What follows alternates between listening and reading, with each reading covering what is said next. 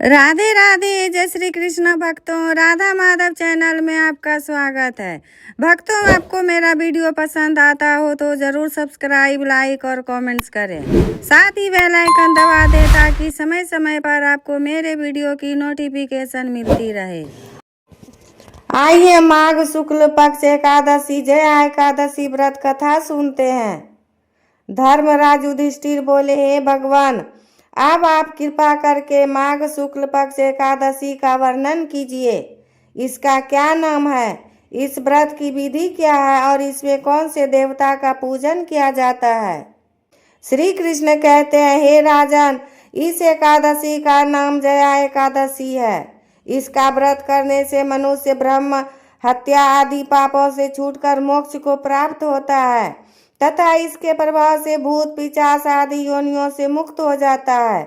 इस व्रत को विधि पूर्वक करना चाहिए।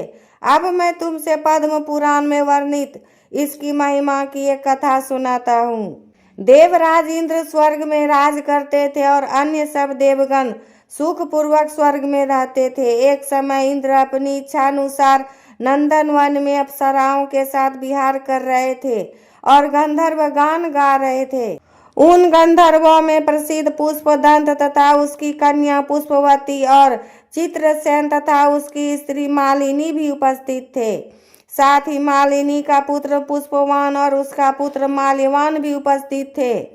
पुष्पवती गंधर्व कन्या माल्यवान को देखकर उस पर मोहित हो गई और माल्यवान पर कामवान चलाने लगी। उसने अपने रूप, लावण्य और हाव भाव से माल्यवान को वश में कर लिया। हे राजन, वह पुष्पवती अत्यंत सुंदर थी। अब वे इंद्र को प्रसन्न करने के लिए गान करने लगे, परंतु परस्पर मोहित हो जाने के कारण उनका चित्त भ्रमित हो गया था। इनके ठीक प्रकार से न गाने तथा स्वर ताल ठीक नहीं होने से इंद्र इनके प्रेम को समझ गया और उन्होंने इसमें अपना अपमान समझकर उनको श्राप दे दिया। इंद्र ने कहा, हे मूर्खों, तुमने मेरी आज्ञा का उल्लंघन किया है, इसलिए तुम्हारा धिक्कार है। अब तुम दोनों स्त्री पुरुष के रूप में मृत्यु लोक में जाकर पिशाच रूप धारण करो और अपने कर्म का फल भोगो। इंद्र का ऐसा श्राप सुनकर वे अत्यंत दुखी हुए और हिमालय पर्वत पर दुख पूर्वक अपना जीवन व्यतीत करने लगे। उन्हें गंध, रस तथा स्पर्श आदि का कुछ भी ज्ञान नहीं था। वहां उनको महान दुख मिल रहे थे। उन्हें एक क्षण के लिए भी निद्रा नहीं आती थी। उस जगह अत्यंत शीत था, इससे उनके रोंगटे खड़े रहते और मारे शीत के दांत बजते रहते। एक दिन पिशाच ने अपनी स्त्री से कहा कि पिछले जन्म में हमने ऐसे कौन से पाप किए थे जिससे हमको यह दुखदायी पिशाच योनि प्राप्त हुई। इस पिशाच योनि से तो नरक के दुख सहना ही उत्तम है, अतः हमें अब किसी प्रकार का पाप नहीं करना चाहिए। इस प्रकार विचार करते हुए वे अपने दिन व्यतीत कर रहे थे। दैव योग से तभी माघ मास में शुक्ल पक्ष की जया नामक एकादशी आई। उस दिन उन्होंने कुछ भी भोजन नहीं किया और न कोई पाप कर्म ही किया, केवल फल फूल खाकर ही दिन व्यतीत किया और सायंकाल के समय महान दुख से पीपल के वृक्ष के नीचे बैठ गए। उस समय सूर्य भगवान अस्त हो रहे थे। उस रात को अत्यंत ठंड थी, इस कारण वे दोनों शीत के मारे अति दुखित होकर मृतक के समान आपस में चिपटे हुए पड़े रहे। उस रात्रि को उनको निद्रा भी नहीं आई। हे राजन, जया एकादशी के उपवास और रात्रि के जागरण से दूसरे दिन प्रभात होते ही उनकी पिशाच योनि छूट गई। अत्यंत सुंदर गंधर्व और अप्सरा की देह धारण कर सुंदर वस्त्राभूषणों से अलंकृत होकर उन्होंने स्वर्गलोक को प्रस्थान किया।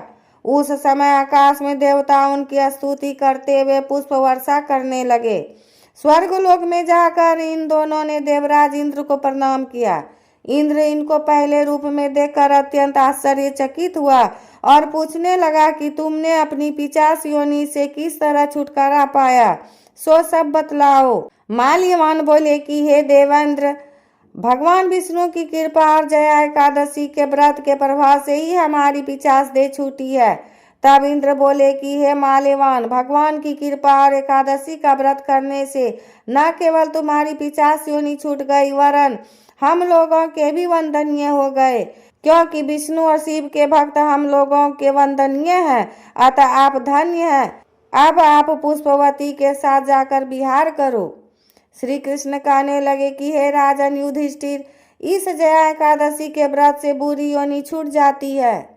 जिस मनुष्य ने इस एकादशी का व्रत किया है उसने मानो सब प्रकार के यज्ञ जप दान आदि कर लिए। जो मनुष्य जया एकादशी का व्रत करते हैं वे अवश्य ही 1000 वर्ष तक स्वर्ग में वास करते हैं। इस प्रकार माघ शुक्ल पक्ष एकादशी जया एकादशी व्रत कथा संपूर्ण हुआ। राधे राधे। जय श्री कृष्ण भक्तों।